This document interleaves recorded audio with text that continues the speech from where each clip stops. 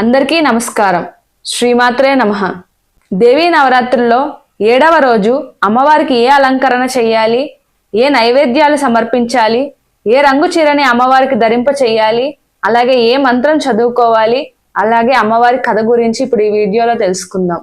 2023 October 21 ఆశ్వజ శుద్ధ సప్తమి రోజు అంటే శనివారం రోజు అమ్మవారు మనకి శ్రీ లలితా త్రిపుర సుందరి దేవి అలంకారంలో భక్తులకు దర్శనం ఇవ్వబోతున్నారు. ఇప్పుడు ఆ తల్లిని శ్లోకంతో ప్రార్థిద్దాం. ప్రాతస్మరామి లలితా వదనారవిందం బింబాదరం పృథుల మౌక్తిక శోభినాశం అకర్ణ దీర్ఘ నయనం మణికుండలాడ్యం మందాస్మితం మృగమదోజ్వల ఫాలదేశం. త్రిపురాత్రయంలో లలితాదేవి రెండో శక్తి. దేవి ఉపాసకులకు ముఖ్య దేవత. త్రిగుణాతీతమైన కామేశ్వర స్వరూపంలో 7వ రోజు దర్శనమిస్తుంది.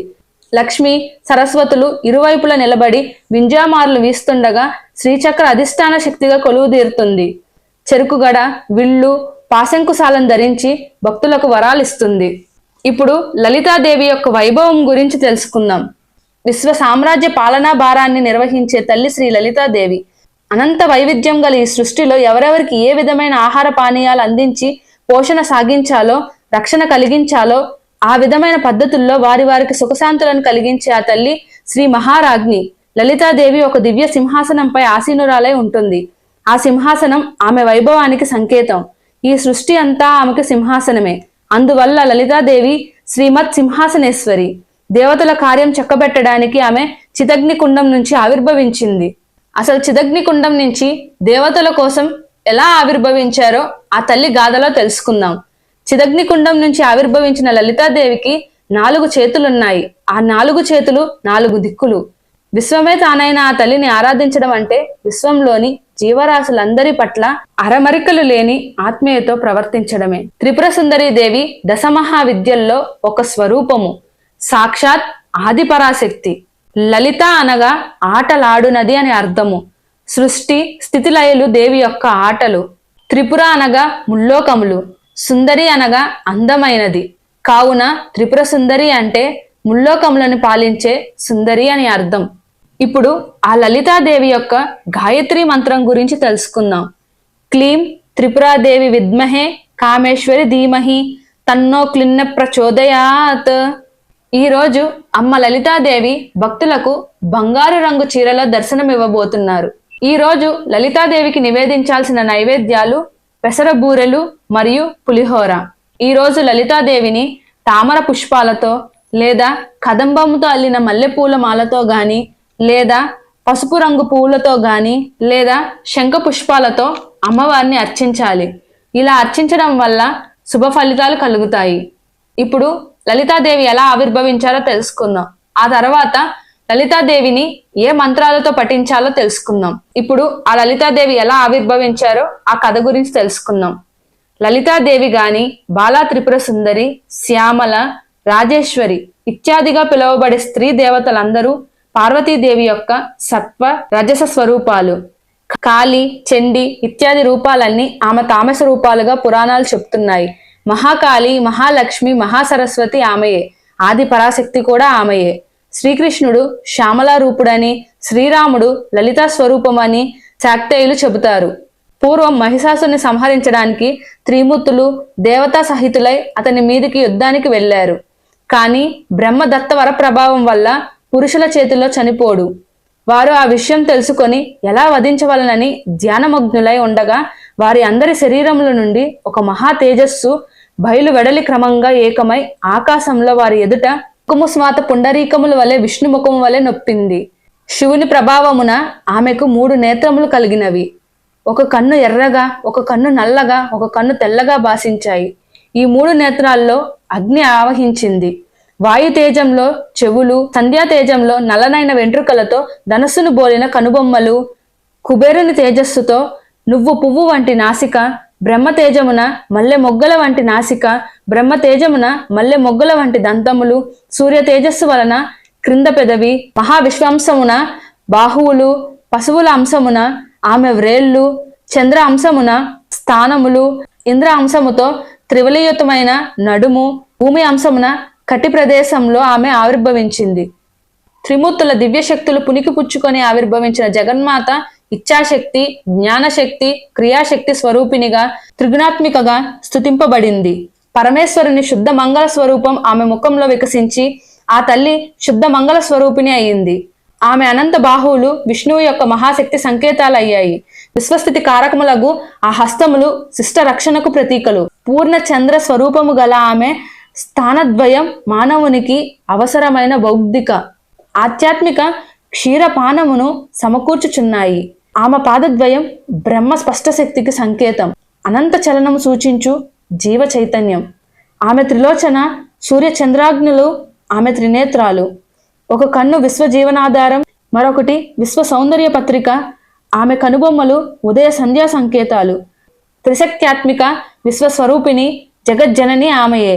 చండి, దుర్గా, కాళీ, మహాకాళి, మహాలక్ష్మి, మహాసరస్వతి ఆమెయే. ఆమెయే బాల, లలిత, రాజరాజేశ్వరి, త్రిపుర సుందరి. మహాశివుడు తన త్రిశూలంలో మరొక త్రిశూలాన్ని నిర్మించి ఆమెకిచ్చాడు. త్రిశూలం దైహిక, మానసిక, ప్రాపంచిక ప్రవృత్తులను అణిచి ఆధ్యాత్మిక శక్తిని పెంపొందించు కేతం. విష్ణువు తన ధర్మచక్రం నుండి మరొక చక్రాన్ని సృష్టించి ఇచ్చాడు. జగత్ యొక్క అనిర్బాధిత చలనానికి ప్రతీక చక్రం. ప్రజాపతి అక్షరమాలనిచ్చాడు. శ్రీమాత ఆకరాది షకారాంత వైఖరి వాక్ స్వరూపిణి అయింది. జగత్చక్షు అయిన సూర్యుడు తన ప్రకాశాన్ని ఆమెకు సమర్పించాడు. సముద్రుడు కమలహారాన్ని, కుబేరుడు పానపాత్రను అర్పించాడు. దేవతలు ఆయుధాలన్నీ ప్రసాదించారు. ఆ కానుకలన్నిటిని స్వీకరించిన లోకమాత నవ్వింది. ఆ నవ్వు దానవ సమూహాన్ని కంపితం చేసింది. ఆమె గురించి విని మహిషుడు ఆమెని పట్టమహిషిగా పొందాలని భావించి మంత్రి సేన సముదాయ సమన్వితంగా ఆమెచే చంపబడినాడు.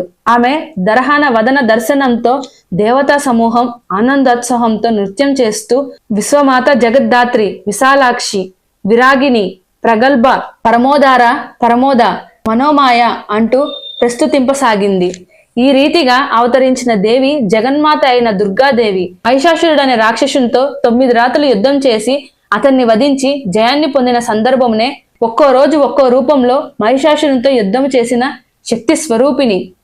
శంకరాచార్యుల వారు సౌందర్య లహరిలో త్రిపుర సుందరి వర్ణనం ఎంతో గొప్పగా కావించారు. కాళికాదేవి యొక్క సౌందర్య స్వరూపం లలితాదేవి.